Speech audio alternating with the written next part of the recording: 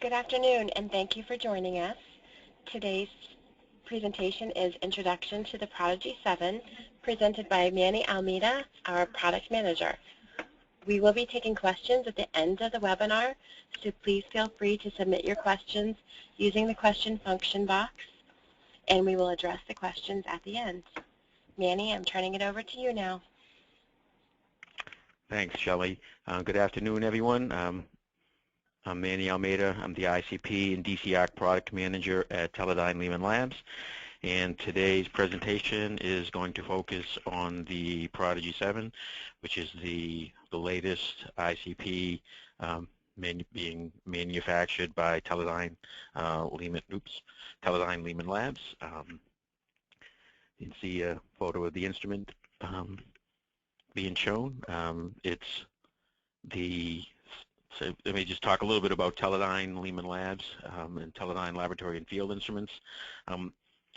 We're composed of 4 different companies. Teledyne Leeman Labs, we're located up in Hudson, New Hampshire. We have a sister company that does other techniques like purge and trap and headspace analysis. Teledyne Tecma, located in Mason, Ohio. We also have Teledyne CTAC and Teledyne ISCO in Nebraska. Teledyne CTAC manufactures laboratory automation system, auto samplers, ultrasonic nebulizers, and other different types of specialty nebulizers. And Teledyne ISCO is the manufacturing arm for Teledyne Leeman Labs. All of our ICPs, mercury analyzers, and DC-ARCs are manufactured by Teledyne ISCO, located in Lincoln, Nebraska. As for Teledyne Leeman Labs, we've been in the ICP business for over 30 years, so meaning we've been manufacturing ICPs as long as anyone. We do have a number of firsts that we've done. We were the first people to use a shell optics in a commercial spectrometer for ICP, starting with the plasma spec in 1982. We were the first to introduce a benchtop ICP. In the beginning, most ICPs were quite large. Some required their own entire room. Teledyne Leeman Labs was the first to use a completely benchtop system. We were also the first to introduce a large programmable CID array detector. All other detectors and competitive systems are actually quite small. When Teledyne Leeman Labs introduced their first array detector system, the detector was approximately 4 times as large as any other on the market.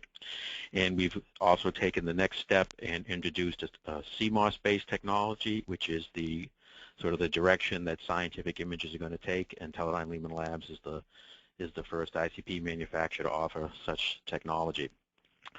The Prodigy 7 is the 7th generation system that Teledyne Leeman Labs has manufactured. As you can see the list there, starting off with the plasma spec, which was a sequential shell system, and moving all the way through to the 2000s with the Prodigy and the Prodigy XP, with Teledyne Leeman Labs' first entry into the solid-state array detector ICP world. Okay. The design goals when we wanted to introduce a new ICP, the design goals for the Prodigy 7 were to reduce the overall cost of the system, reduce the size, and reduce cost of operation.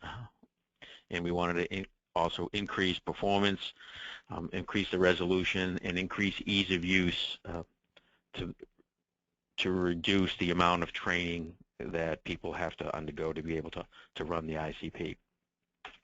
So we'll take a look at each of these features and discuss them a little bit, along with some data when we need to support something.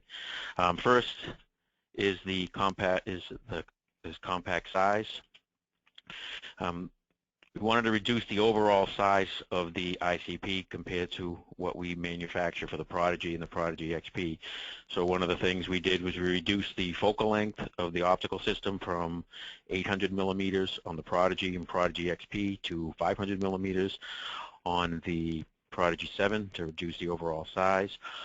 We changed, in addition to making the optical system a bit smaller, or shorter focal length, we also changed the location of the input mirror, and we'll see some photos about that in a second. And that was able to reduce the overall width of the instrument by approximately 10 centimeters, essentially get rid of this overhang that you see located on the bottom photo with the Prodigy. This overhang is about 8 inches or so. and reduce the overall system weight by about just under 30 kilograms to help to reduce shipping costs. Okay. So here's a comparison to the Prodigy. You can see if you look over on the right-hand side, here is the Prodigy optical system. This assembly is the source mirror that we use to focus on the plasma to select between the axial, radial, and mercury views, and also to optimize the position in the axial or radial view.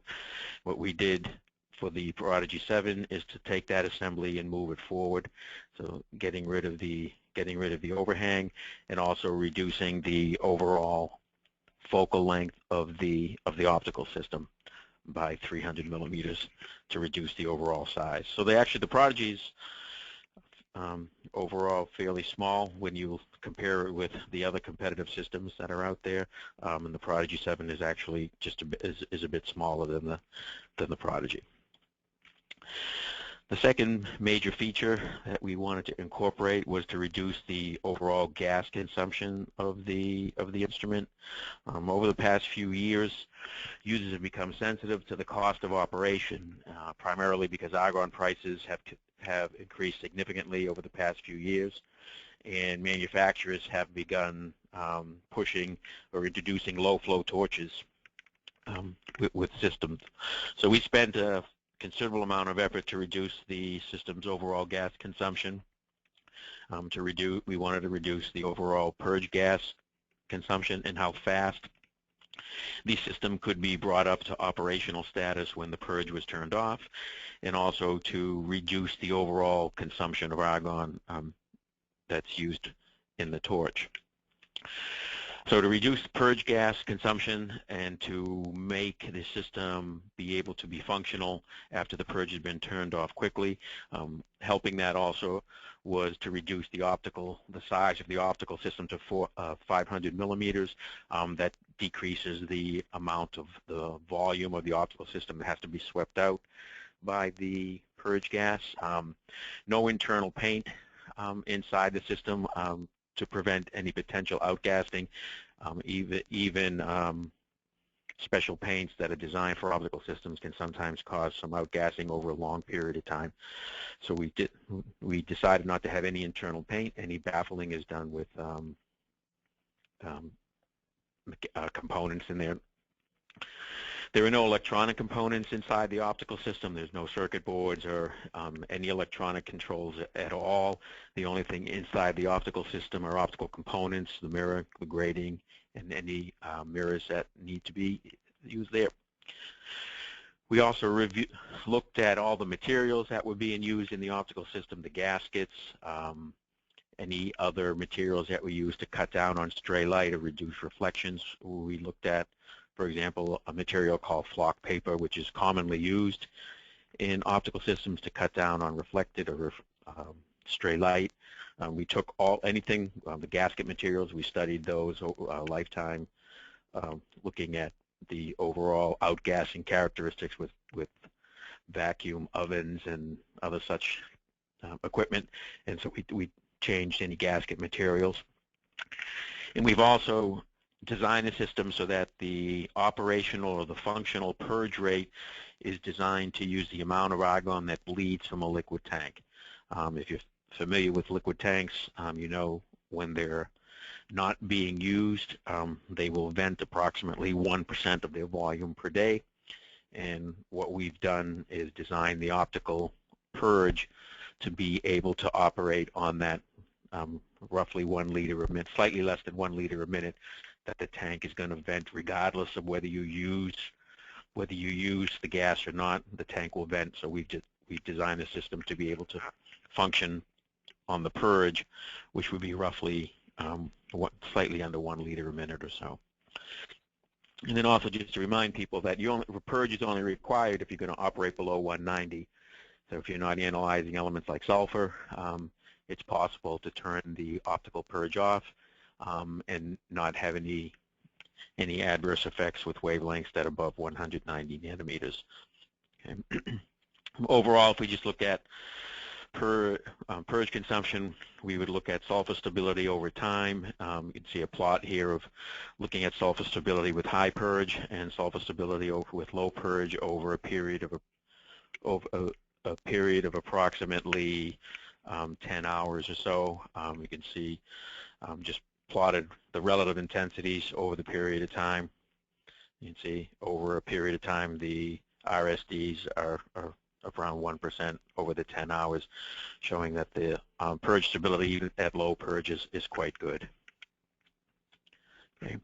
The low flow torch, we redesigned the torch compared to what we had been using previously. All torches that Leeman Labs use, with the exception of the HF torch, were all unit construction torches made of quartz, so that if any portion of the torch was damaged or melted, you had to replace the entire torch. We've gone to a demountable torch that's designed to be low flow. So the normal flow is approximately 12 liters a minute. But we also maintain the ability for the user to go up to 20 liter per minute maximum, and that allows people to analyze virtually any type of sample. Not all samples can be run in low flow conditions, so we did not want to limit the capability of any particular of the system. So even though the normal operation is 12, there are some matrices, oils, brines, hydrosol solids that actually require higher amounts. So even though the torch is capable of functioning as low flow, it can also function as a standard high flow torch. We also changed the design of the torch so that we now use one torch for the axial, radial, and dual view systems.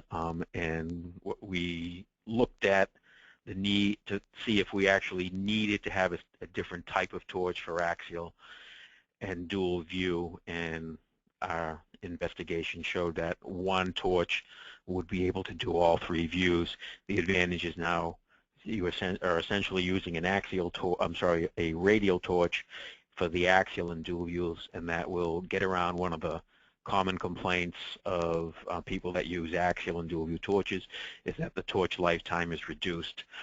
Radial torches always last much longer than axial or dual view torches, and the design goal was to be able to replace the special torches for axial and dual view with the radial torch to increase the lifetime of the torches and also to reduce the overall cost of operating the system.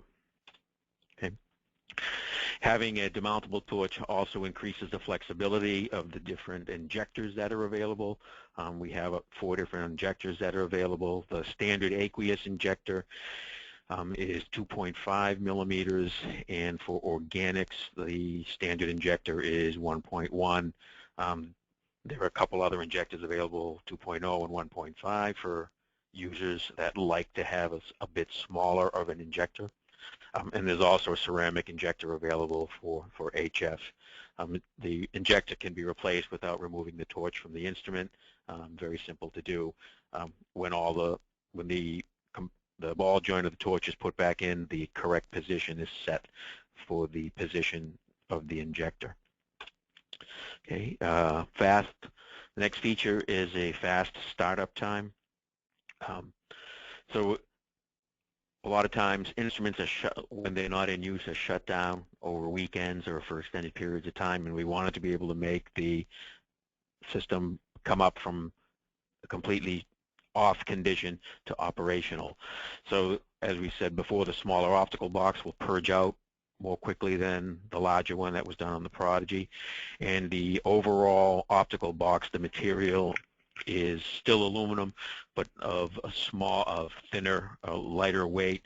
The Prodigy optical box weighed approximately, I think, about 30 kilograms or so. So it was quite heavy, and would take from room temperature up to operational, could take a number of hours to bring the system back up. Here, the optical system is a lighter, thinner aluminum, still exhibits very good long-term stability, and we'll see some data about that. but will heat up much more quickly than the heavy cast box on the Prodigy. Right. If we look here at purge recovery times, if we turn the purge off and then or turn the system off and then start the purge again, we can track how long it takes the system to get back up to be functional. The plot on the left-hand side is showing the purge recovery with low, using the low purge, which is approximately 0.7 liters a minute. And typically we expect that small rate to take a number of hours to bring the system back up. And you can see by following the plot for the sulfur intensity. If we go to high purge, which is approximately 15 liters a minute, but can be modified by the operator to be a smaller value if they choose, you can see that we're back up and running a little bit more than 1 hour, which was the design goal. So we turn the system back on, turn on the high purge, let it run for about an hour, and then back it off to the low purge, and then the system will be functional. And as you can see, the overall long-term stability there for about 6 hours or 7 hours, showing once it reaches the purge equilibrium, it's quite stable. Okay. The second or the next feature is what we call the twist lock sample introduction system. This was to make the primary goal of this particular feature is to make the instrument easier for people to learn to use, and mostly to eliminate operator variability from sample introduction. New users are sometimes have a difficult time placing the torch in the correct location depending on the application. If you're running clean waters or waste waters, the position is slightly different than if you had it for oils or high dissolved solids or brines. So we wanted to take that variability out, be able to remove it from the instrument quickly. Of course, no tools. So we wanted to have automatic positioning of the torch. So once an operator or a user took the torch out, somebody else could put the torch and get it to be in the exact same location. We also wanted to take out any manual gas connections that needed to be made. And that way we can prevent people from making the connections incorrectly, or it also will increase the life of the torches as the Tygon tubing that supplies the gas to the unit body construction torches. After those torches have been used for a while, the Tygon tubing actually sort of bonds to the glass because of the UV, and it can be difficult to get off. And a lot of times people break the torch arms when they try and take those off. So we wanted to eliminate that. We also wanted to allow people to adjust the position of the torch while the plasma was ignited, and this is a way to be able to do that with this twist lock sample induction system, and also to be compatible with all the different types of spray chambers and nebulizers and various accessories that are sold in the aftermarket for ICP. So here's a photo of the twist lock sample introduction system outside of the instrument. These two stainless steel rods, these are used to attach the entire torch system to the optical box, and that ensures that the torch is always on the optical axis of the instrument, so there's no adjustment to position the torch on the optical axis of the instrument. We also have this barrel, which is controlled by this lever up on the top. This is what determines the position of the torch relative to the coil, and we'll see some more photos of that. And you can see this brown portion here is Ultem plastic. That's what the body of the torch is made in, and the operator can simply remove the torch by simply taking this and turning this torch base counterclockwise, and the torch will just slip right out. This barrel is what determines the position, and there's also a scale on there that can be used to give a more quantitative feel for what the correct position of the torch is. This is an example of the twist lock for the radial system. There's a scale there that allows precise positioning, so we can set for clean waters. Maybe we set it at 0, which is as far in as it can go. That'll put the injector tube and the auxiliary tube close to the bottom of the work coil. If you run organics or high dissolved solids, perhaps you could run it at you will run it at a higher value there, which will actually mean the torch is further away from the work coil. This barrel is controlled by this knob and this lever. So if you release the lever, and then you can use this knob to actually move the torch up and down in a very precise fashion. And once you have the position that you want, the lever is locked, and that will allow the operator to be able to remove the torch, but this position won't change, and when the torch is put back in, it will be in the exact same position. The same idea for the axial system. You see the lever in the back. The knob is to the side, which is not in view, but we can see again the scale, the knob for adjustment, and a lever to release this barrel. And this plastic ball joint is what connects to the spray chamber. So this is an example of how to take the system out. Notice that the torch is on, the door is open. There's no interlock on the main door, and that will allow the operator to open the system up to be able to change the position of the plasma while the torch is actually ignited. So to be able to change that, we go ahead and move the lever, release that locking lever. The knob in the back allows you to change the position of the plasma using this little scale that's located on that barrel. And depending on whether aqueous, organic, or high dissolved solids, you can have a position that you know, and that's what you set it to, and that will set the position relative to the coil automatically. To take the torch out, simply turn the bottom of the torch counterclockwise, and the entire system will pull out. Now the gas connections are automatically made. There are holes that are cut into the L10 body. You can see one of them right there for the coolant flow, and there's another one for the auxiliary flow. So the gas connections are automatically made, and they're designed so that they can be used without having to check for leaks. The integrity is quite high, so that we do not require that operators check for leaks. Okay, so the torch removed. One of the reasons to go to the twist lock sample reduction system was to be able to have users take the torch out and replace it reliably, so that day-to-day intensities, when people take the torch out for cleaning or for whatever reason, they don't have vastly varying intensities from day to day due to people putting the torch back in different positions. So as a test, we wanted to see how reproducible the positioning was. So while we were working on an application note for wear metals in oil, we ran a short test. So after we turned the Prodigy 7 on, let it run for 15 minutes warm up, then we ran a complete high number of samples, maybe over 100 oil samples throughout the day to collect data. And as the very last thing we did, during the analysis, we would run the check standard every 20 samples or so.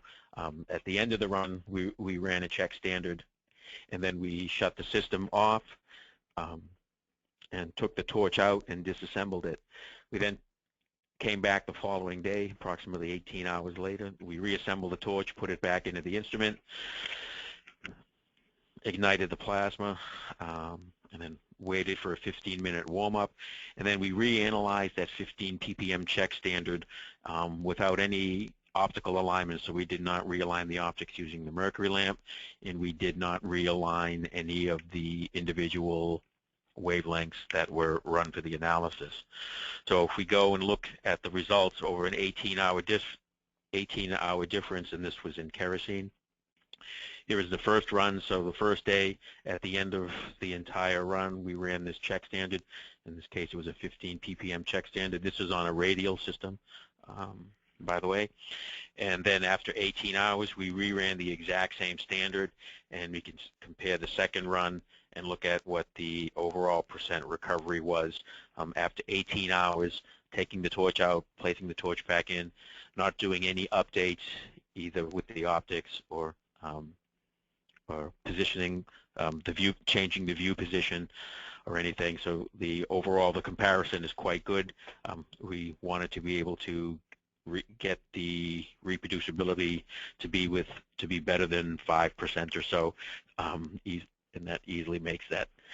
The only element which is outside that is boron, and that's a chemical stability. It's not very stable over time. We don't use any stabilizers in there.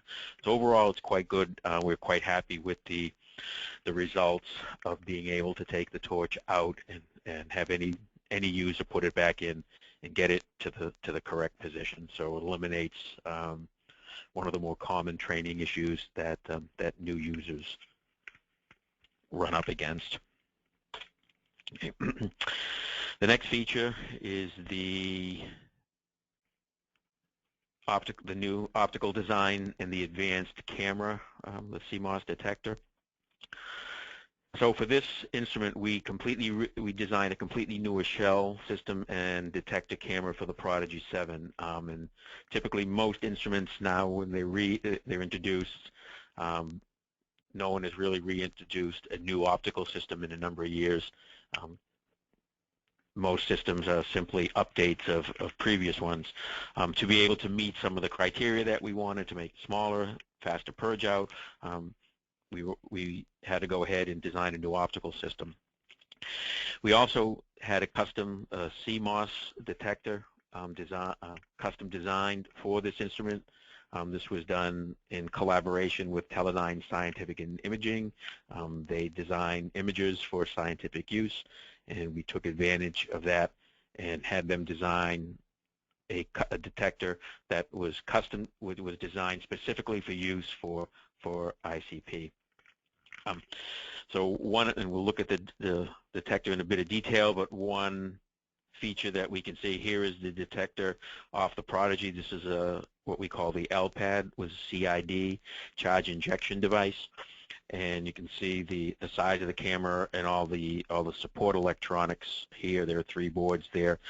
Has basically a laptop computer capability that has video and essentially has a Windows operating system on it. The new camera is a much more modern design. Doesn't have an operating system on it, so it boots up very, very quickly. And with more modern electronics, there's only one circuit board to run the entire camera. Okay. So the Prodigy 7, the new optical system, what we wanted to do is make sure that we maintain the image quality that we had on the Prodigy. That was one of the strengths of the Prodigy, was the image quality that it had, and due to the larger focal length. So we wanted to make sure that even though we gave up some focal length to make the system smaller, that we also maintained the resolution and dispersion. We also wanted to reduce the overall cost of the optical system, so we designed an optical system that allows us to use what's called spherical optics. The overall size makes the optics components a bit smaller, and the spherical optics are less costly than the type optics that we use in the Prodigy. So the overall optical system had to be designed so that it did not have the optical aberrations that required the use of what we call parabolic optics. So we use spherical optics to do that, and overall that allows us to get smaller space, smaller size, take up less space, and reduce cost by using the smaller optics. Okay. So this is a diagram of the Prodigy 7 optical system. One of the slides previous showed that the optical system is what's called an out-of-plane Wadsworth shell optical system. So if we look over here on the lower right-hand side, these cones are where the instrument picks up the axial and radial view. We take those views, and we use a source mirror, which is used to switch back and forth between the axial and radial view, and also used to optimize the viewing position in each view. So we take the light from the torch, reflect it onto the entrance slit, which is located right behind this assembly. You can't really see it. Go to the first mirror, what we call the C2 mirror. Go to the grating, to the prism, which has a silvered back, so it's a double pass prism. The light goes through, hits the mirror surface, comes back through the prism, what we call the camera mirror or the C3 mirror, and then located up here to the Cmos detector. The overall focal length here is 500 millimeters.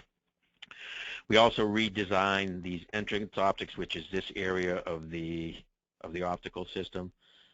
And what this design allows us to optimize the view in the axial, radial, and we can also look at there's a mercury lamp located right here, which is used to provide a reference for the optical system when you want to update the optics to take into account changes, long-term changes, or changes day-to-day in the optical position. And as I said earlier, it allows us to optimize the position in each view, so both the axial and radial can have optimized positions. Okay, just some overall general spectrometer specifications. So the ones so we see the focal length, the optical speed, dispersion, but the optical resolution of the system is 0.007 at 200. That means it's just very slightly better than what was on the Prodigy. That was 008, 009 resolution. So the Prodigy 7, even though it has a smaller optical system, the combination of the grating and the entrance slit, we're able to get a little bit better resolution. And the instrument has the same wavelength range that the Prodigy did, from 165 nanometers up to 1100 nanometers. Okay. Now the detector that we decided to go with is a CMOS-based detector, so that is a complementary metal oxide semiconductor. Why did we go with the CMOS detector? I mean, we were using the LPAD, which is a CID-based system, for a number of years, and while it's a very good, we think up until we introduced the CMOS, we thought the CID was the best available detector, which was the reason we chose it over the other type of detector that was available, which is a CCD, the charge coupled device. Mainly we chose that for the random access integration capability and programmable integration capability that the CMOS or that the CID detector had, and we didn't want to give that up. But we wanted to have a modern detector. Detectors used in ICPs now have been around for quite a while, so introduced generally in the early or to mid-1990s, and the detector technology hasn't really changed in our industry. Detector technology has changed tremendously outside our industry. So we wanted to go with the detector that would be first more robust, and also to be faster, to allow us to take more measurements at higher concentration, or to have more elements in a particular method. So we wanted to go to a faster detector. So CMOS is the next phase in scientific imagers. They're quite common in the commercial sensor market. They appear in a lot of consumer devices, a lot of high-end cameras now, and a lot of phone cameras are all CMOS based. Initially, people didn't use CMOS devices because at the beginning the devices were noisy relative to the CCD and CID. Now that time has gone on and a considerable amount of development, CMOS devices now have performance levels that equal, or actually in most cases now exceed, what can be done with charge coupled devices. But they also have some additional advantages. Another reason we chose CMOS is there's lots of manufacturing sites, so we can have devices can be made by a number of different manufacturers, uses the same resources as microchips, so they're very cost efficient production. The manufacturing technology is quite mature, so there's very high quality.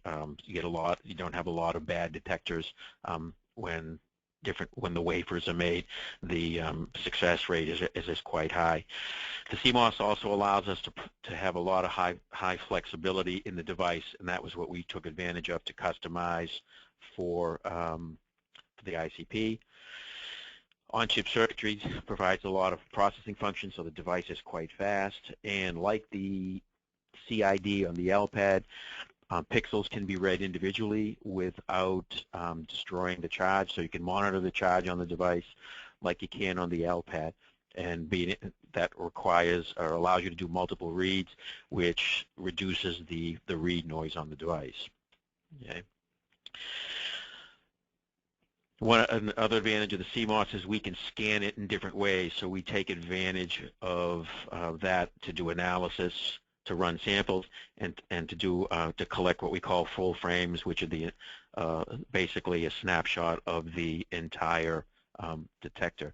So the Prodigy 7 is the first ICP to use this technology, and also just to make the statement that the Cmos devices are the detector technology going forward. Far more research and development will be done in the Cmos devices compared to the other available devices now, the CID and the CCD devices. Okay, so this is a photo of the detector. It's designed exclusively for the Prodigy 7 based on Cmos technology. It's the same size as the Prodigy detector or the LPAD detector, approximately 28 by 28 millimeters. That makes it the largest detector available. The advantage of having a larger detector allows you to analyze all the wavelengths in the spectrum from 165 up to 1100 with one reading. Doesn't require multiple readings, doesn't require multiple cameras to cover the wavelength range, and that's simply because the detector is big enough that the entire spectrum can be put on it with adequate dispersion and resolution. One big change is the number of pixels. We've gone up to probably just under 3.4 million pixels, so 1840 by 1840 pixels on the device. One other difference is the information and the research that we did determined that the optimum size for this device and the instrument that we are currently producing, the pixel size, the optimum size is 15 microns, which is roughly half the size of the pixels that were on the LPAD. One other advantage is the readout is much faster on the Cmos device than on the LPAD or on a CID detector, approximately 40 times faster. And the advantage of that is it will improve linearity. We'll present some data here in a moment on that. It also gives much faster analysis times. We can handle up to about 254 wavelengths in a particular method. Not that anybody would want to use that many, but it does even shows that if you have 20, even 30 elements in a method, the amount of time that it takes the data to read off the detector is very fast, less than 1 second. We'll present some data comparing the two systems. The detector is more robust. It's simpler. It only requires one printed circuit board versus 3. It doesn't have an entire Windows operating system running it, so it boots up and resets very, very fast. Uses USB communication much faster.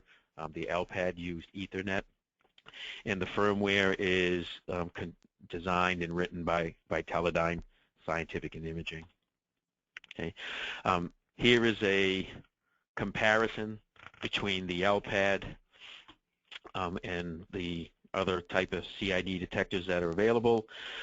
So the overall size is the same as the Prodigy. You can see the number of pixels goes up by about a factor 3 or so, where we had 1024 by 1024. And this is 1840 by 1840. The overall size of the pixels is smaller. It's about half. These was 27. So now if we look at since the pixel was smaller, the absolute full well capacity is a bit smaller. It means the detector overall, each individually, has a smaller full well capacity, but if you look at the area, it actually has a better full well capacity per square micron in there. One advantage or one other major difference between the systems is the Prodigy 7 or the Cmos detector has a preamp per pixel, whereas the LPAD or the CID detectors have a preamp per column. So this means the device is going to run much faster. It's also much quieter, so one individual read results in about 30 electron read noise, whereas the Prodigy and CID detector have about 300, and we're going to talk in a little detail about that in a moment. And the overall data read speed is running at 2 megahertz as opposed to 0.05 megahertz for the Prodigy, and that's 2 megahertz with substantially more pixels to have to be read also. So the major change between the system is the CMOS detector is substantially faster than the CID or the LPAD.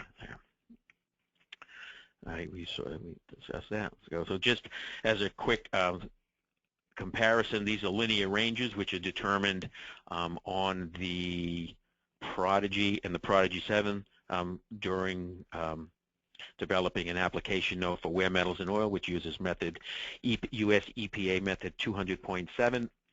So one of the criteria that you have to determine are linear ranges, and it's done by calibrating up to a certain concentration and then running increasingly higher concentrations to see when the result becomes more than 10% off the expected result, and that determines what the linear range is. So if we look at the Prodigy linear ranges and the Prodigy 7 linear ranges, you can see there's an improvement anywhere from a factor of 10 to a factor of 20 or more, and that's simply because of the faster speed of the detector. Can allow us to run much higher concentrations in linear range. We can also compare linear range with some other systems that are available. If we look at these are all the linear ranges determined for method 200.7 on the Prodigy 7, and here are linear ranges determined on another competitive system from the application note, and you can see in every case, in all cases but one, the linear range of the Prodigy 7 is superior to the linear range on this competitive system. This is all data available in the application note, and it rests largely on the ability of the CMOS detector to run much more quickly.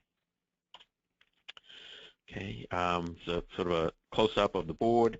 So the Prodigy 7 camera you can see is much simpler. One board with a USB connection. The Prodigy has 3 boards. One of them is basically the motherboard for a laptop computer, and an Ethernet connection, which is much slower than the USB connection. Okay. So we want to just go into describe how the new detector works. To do that, let me talk about how the old detector worked, how the LPAD detector worked, just as a comparison. So when you were going to run a sample on the Prodigy or the Prodigy XP, the first thing that the instrument would do is for every sample that you took, it would take a 2-second pre-exposure at approximately 200 kilohertz. And the reason to do that was it wanted to determine how often a particular subarray on the LPAD and on the Prodigy 7, for every wavelength that you have in a method, it has a subarray which is dedicated to that wavelength, analogous to having a photomultiplier tube on a simultaneous system in the past. So the first thing it would do is take that 2-second integration and would monitor the intensities at all the different subarrays. And the reason it did that, it wanted to figure out how often it would have to go back and visit or clear that or monitor that subarray to prevent whatever wavelength from saturating. And once it was able to determine that, it would also set itself up so that it would make the minimum number of reads possible. Again, and that's due to the speed of the device. So it wanted to run as slow as it possibly can. So what we would do, once it made its determination, then it would sort all the wavelengths in certain bins. So it would know that, for example, if we look on the right-hand side, for an element that was very, very strong, say this green, as it approaches up to the threshold value. Now there's a on a slide before we saw what the full well capacity is. That's the maximum amount of signal that each pixel can hold. But what we want to do is we monitor the signal up to about 85% of that value. Once the signal exceeds or approaches that 85%, we would clear that pixel and then start the count and start measuring again and keep track of how many times we cleared it. That's one major difference between the Cmos device and a CID device compared to a CCD device, which is unable to monitor the charge on a pixel individually. It would have to read some other number of pixels to be able to get that information, and then once it got that information, it would be just the information is lost because it has to clear the pixels to read it. This device, like the CID and the Cmos device, has random access integration, so we can approach or measure the signal on any individual pixels without actually destroying the charge. So as the integration occurs, we look at, for an element like here in the green, say that's like a calcium wavelength, very, very intense. It's going to have to be cleared very, very high number of times. For something that's less intense, say like iron or manganese, maybe doesn't have to clear the subarray very often during the integration time. And for an element, say like arsenic or selenium, thallium, very low, relatively low intensity, maybe it never ever approaches the saturation. So during that 2-second exposure, it knows that it's only going to look at the arsenic wavelength at the end of the integration. That's when it'll take care of determine the intensities. Right? And the other feature of this instrument is that all the wavelengths are going to get the exact same integration time. The only difference is how many times each particular subarray is going to be read and cleared. But if you assign the 30-second integration time or a 50-second integration time into the method, that's what every single element is every wavelength is going to get in every sample. So at the end of the integration, then there's going to be some residual left over in the pixel after all these things have been cleared. And then what we have to do is the device has to be able to measure what we call what's called a cleanup read. Okay, so at the end of the integration, a cleanup read is performed, right? Now, depending on the intensity or depending on the number of photons that are in the pixel, a certain number of what are called non-destructive reads are going to be done, and this is done to reduce the read noise. On the CID device or the LPAD, the read noise of a single measurement is 300 electrons. So what's done is some number, depending on the intensity, some number of non-destructive reads are done, and that way that is to get down to reduce the read noise of the device. If we do 128 non-destructive reads, then that 300 electron read noise is reduced to about 26. And the read noise is reduced by the square root of the number of reads. So the more reads you do, then the lower the read noise is going to be. Okay, but overall, the slower speed that the device has affects linearity, and to some extent can affect detection limits, but primarily linearity is what's affected. What you really want to do is you want the device you have to run at its maximum speed, and you'd like it to be consistent. You'd like to do the same number of non-destructive reads on every sample. Okay, so to compare, the way the Cmos device works is, first, since it has the same capability, random access integration, programmable integration, non-destructive reads, we could have operated it exactly the way we did with the LPAD. Okay, so it had random access, non-destructive read. But the LPAD was operated the way it is because of its relatively slow speed. It needs to minimize the number of reads it has to take. We're going to operate the Cmos device because it's fast, much faster. And overall, it turns out to be a much simpler operation. So the way the Cmos device works is, first, it's not necessary to sort the subarrays by intensity. We can, because of the speed of the device, we can go ahead and we can begin to make measurements without trying to sort everything based on intensity. So right off the bat, or right at the beginning, it saves a few seconds on every single integration. So if you take 3 integrations, it's going to save maybe 5 or 6 seconds just in that thing, right? So there's no pre-exposure.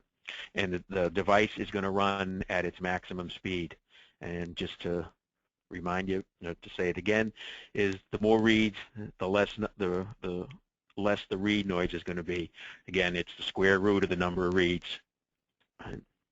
So the device still monitors the pixels to see if they're above threshold, right? ICP has a pretty wide dynamic range, some very low intensities lines, some very high intensity lines. Matrix elements are going to emit. So we still have to monitor the pixels to make sure that they don't saturate. So we do the same. But one difference is the device is fast enough to monitor all the pixels in the subarray, not the ones just what we call the region of interest. If we look at the LPAD, so a diagram on the lower left-hand side of the screen, when we do that 2-second pre-exposure, we only monitor the intensity of the pixels where the peak is going to be, and we don't really monitor anything outside that range. The Cmos device will monitor all the pixels in the subarray at all times, and that will prevent anything from saturating, even peaks that are not the analytical peak, but when you look at wavelength scans, all the peaks will be adjusted for their intensity, and the display that you get is very similar to wavelength scans that people are used to seeing on a photomultiplier. So what the device does, it takes a reading of every pixel in every subarray every 0.15 seconds. All right. So in the 60-second integrations, there'll be approximately, there will be 4,000 readings in each subarray. If you run a 30-second integration, you're going to take 2,000 readings of all the pixels in each subarray. Okay. All right. So during that integration time, what will happen is we take, right, it will stack all the readings. So in this case, this is just like a 1-second integration time. So every 0.015 seconds, it takes an intensity measurement and then keeps adding it and generates this increasing intensity. So essentially what we say is we stack all the readings, and then what's done is the slope of this line is determined by a linear regression, and that's the value that's used to determine what the intensity is going to be. So we take all the data that's collected, determine what the slope is, and then that's the data that gets passed to the PC. Then there was a special DLL that will handle all those calculations, essentially real time. Can handle a tremendous amount of data. It's a program that runs very, very fast to be able to keep up with the really large amount of data that can be generated by the detector. So just for an example, in the worst case or the maximum case is, so we can in a 60-second integration, we can it'll take 4,000 images of each one of the subarrays. Subarray size is 5 by 27 pixels. It actually depends on wavelength. The longer the wavelength, the shorter the pixels are. They're either 27 or 52 pixels wide. So you have a maximum of 256 subarrays. So that means in that amount of time, it's going to generate 138 million data points. It'll transmit that down over USB at 480 megabits per second, so the download speed's quite fast. And one other change is the detector has the speed to run floating point math as opposed to the integer math that the LPAD. So the difference is, if we look at on the left-hand side for the LPAD, knowing how many non-destructive reads are made for that cleanup read. Like I said before, if you take one reading, it's 300 300 electrons of noise with one reading, and we said that if we went to 128 non-destructive reads, it reduces that read noise down to about 26 electrons. On the right-hand side, the Cmos device, even with because again it's a more modern device, it has better read noise characteristics with one individual reading than the LPAD does by taking over 128. So if we look at very typical integration time of, say, 30 seconds, in that 30 seconds, it's going to do essentially 1,200 non-destructive reads. So you can see the read noise gets down to less than 1 electron per read, and that will help improve your detection limits. Okay. So if we do a comparison between the LPAD and the Cmos device, or a CID, the Cmos and a CID device, you can see the overall noise characteristics are actually quite improved. Again, it's a more modern device. It's much quieter and it's much faster. So we look at just some basic detection limits. We can see we have some improvements in some of the short wavelengths that ICP typically has its greatest challenges with. But also what's very important is the data transfer time. And here's a plot showing the amount of time it takes to transmit the data after you run an analysis for one replicate, to be able to take the data and get it from the device, from the detector, down to the PC. As you can see with the LPAD, as the number of wavelengths in the method increase, the amount of time it takes to read the data increases quite a bit. So you can see if you have approximately the number of wavelengths here, 20 wavelengths or 40 wavelengths, it can take up to 30 seconds or so to download that data.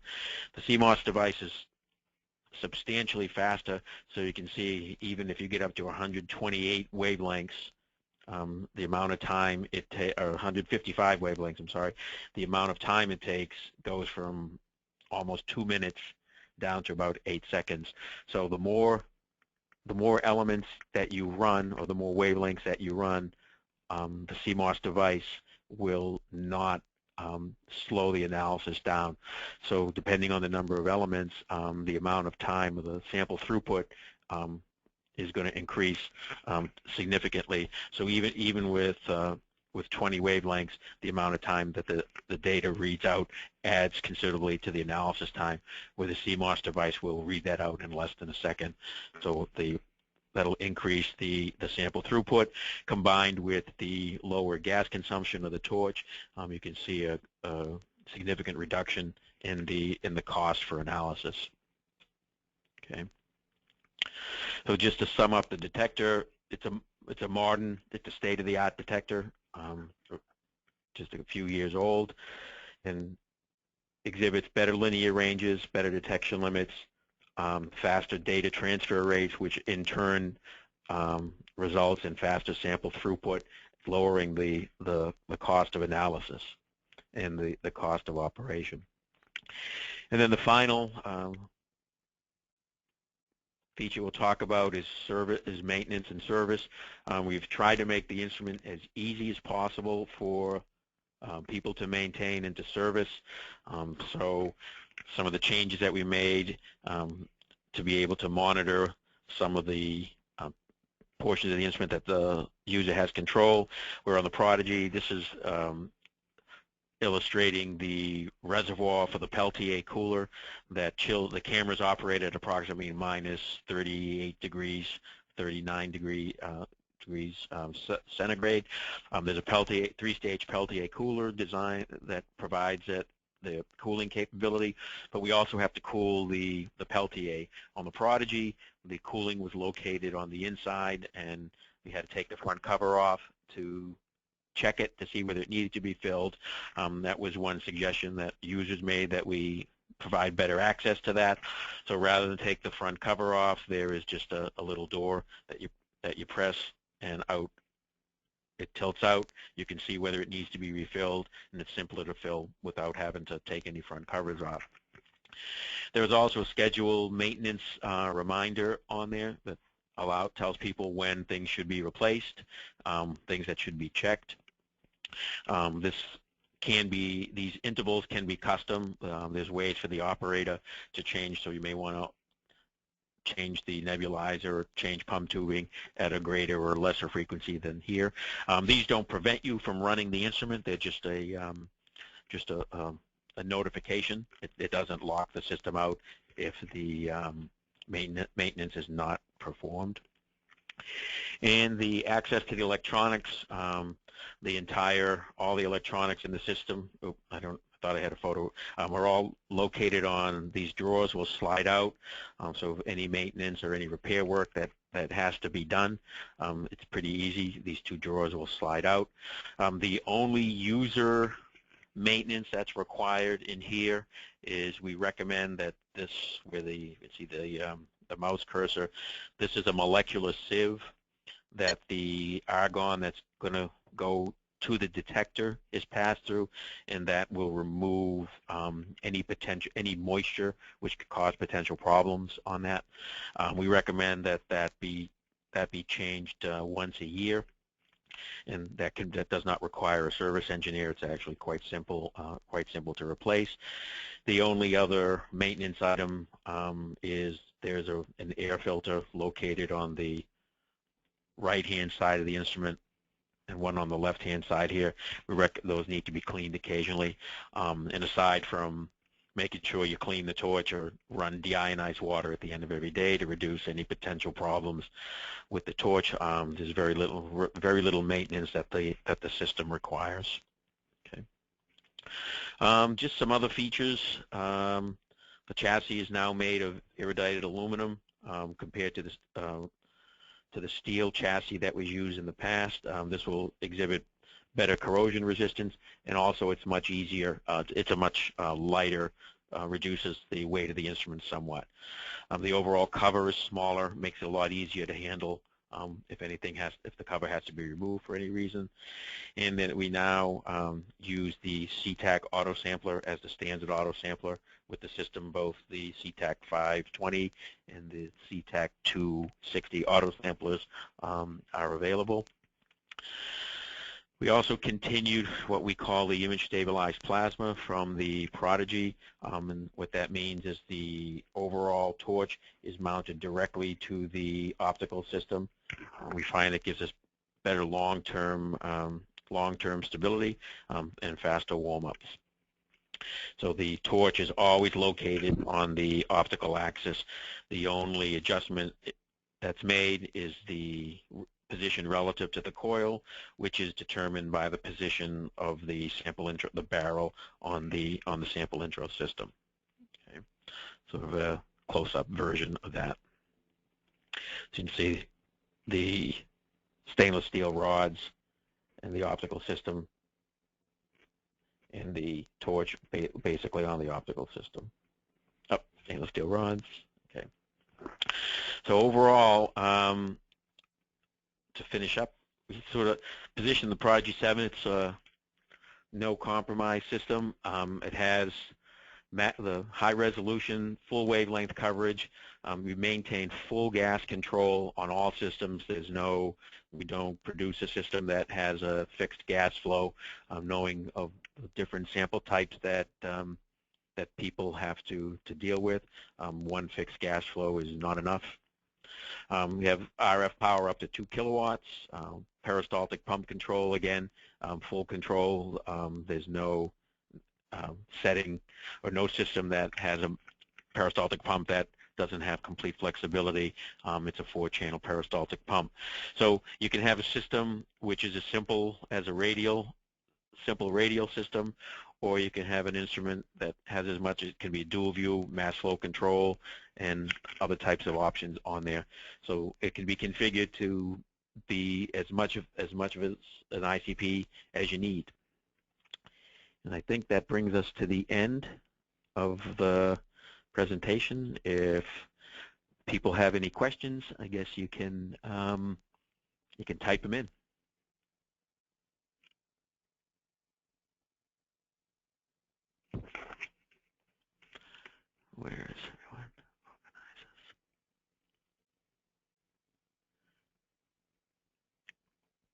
questions. Oops. Okay. Got questions here.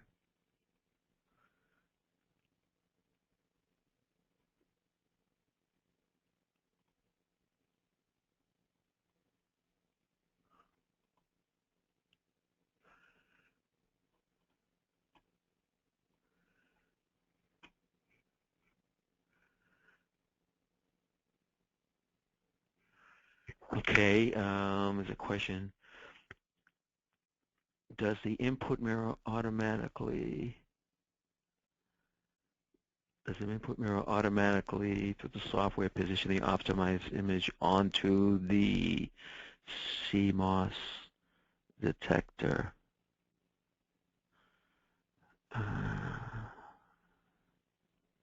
The Cmos, the input mirror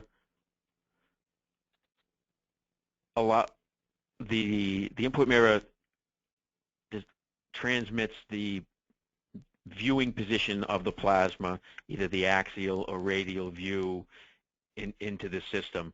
The moving that source mirror does not change the location, has no effect on the image that actually hits the detector. That's fixed by the way the optics is aligned. The only thing that's different, or the only thing that the source mirror changes, is the actual viewing position, centered in the axial channel for the axial view, or the observation height above the coil for the radial. But the overall image on the detector is not affected by the source mirror.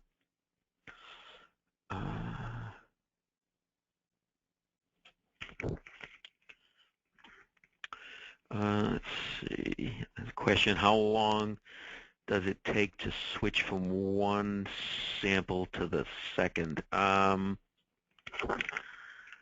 not sure what that means. If you're talking about switching from the axial to the radial view, the movement of that mirror takes less than well under a second. It's because the amount of range that it has to cover is actually quite small. So switching from axial to radial view is quite fast. If you mean from one sample to the next with an auto sampler, we need to consider uptake and rinse. So you're probably looking at anywhere from 30 to 60 seconds. You can speed up the peristaltic pump to reduce the uptake time down to 10 seconds or so. So typically, if you're not doing that, you would probably think between samples, if you go to a rinse and an uptake, maybe a minute, depending on the rinse. So that would be assuming a 30-second uptake time and a 30-second rinse time. There are things you can do with the software to reduce that amount of time. So you can make it so that it doesn't go back to the rinse at all. If you have samples that are very similar, so you can actually make it go pretty quick. But I would just say standard normal operating, anywhere from 30 to 45 seconds between samples, depending on the uptake and rinse that you have. The cooling system for the torch, the one that we saw here, let's go back to that for a second.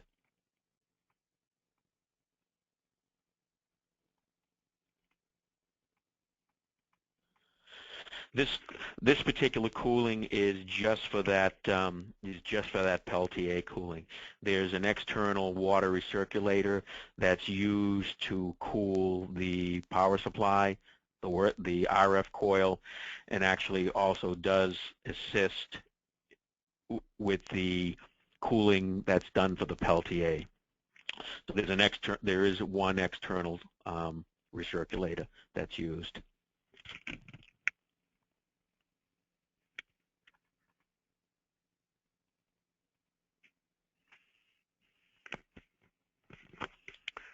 Okay.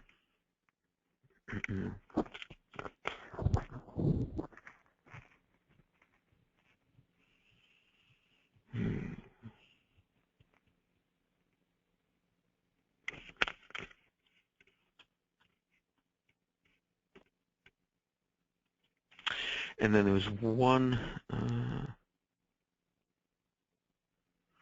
question: how much of the normal analytical zone of the plasma is imaged onto the Cmos detector?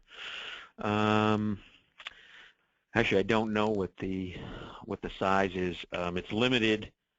The amount of the normal zone in the radioplasma is limited by the size of the entrance slit, and also the size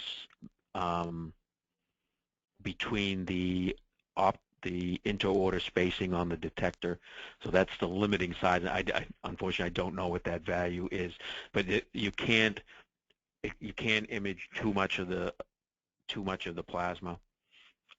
You have to have the size correct so that you're not causing the image to be too big, so that it spills from one order to the next. But I don't know what the overall size is, how that's focused down. I do know the imaging from the plasma into the entrance slit is roughly 1-to-1. I don't know if that helps answer the question. I don't know in terms of millimeters how many what that size is.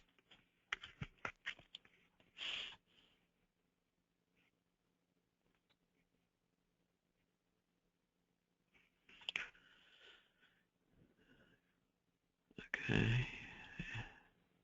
Any other questions?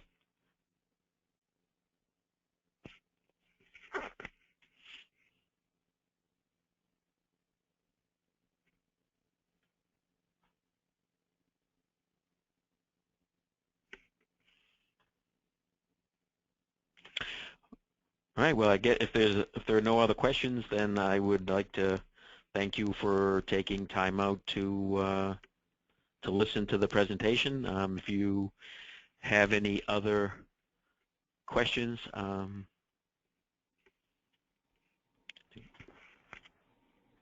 we could.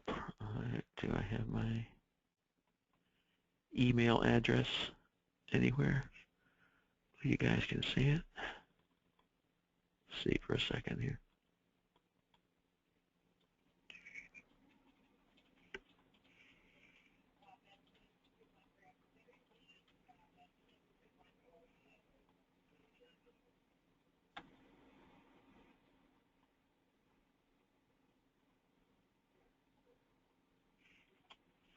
Do you have it on your final slide or in the I beginning? don't. I'm going to just add it to this one slide here real quick. Okay.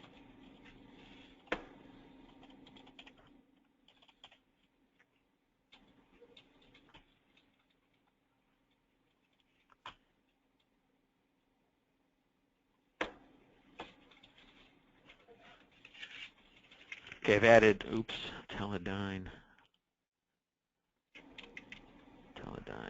get rid of the B there. There we go. Okay, if anyone has any additional questions that you think of later on, you can reach me.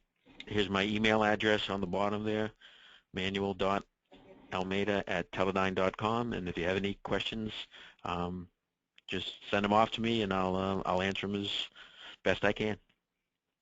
Okay. Thank you, everybody, for attending. All right, have a good evening.